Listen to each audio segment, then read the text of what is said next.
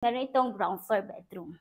Ito yung ating ground floor bedroom. So, pwede mo siya tulad dito, ginawa siya as mini gym, pwedeng mini office, or pwede rin naman siya as room for your guests or para in case na meron tayong senior citizen or PWD sa bahay.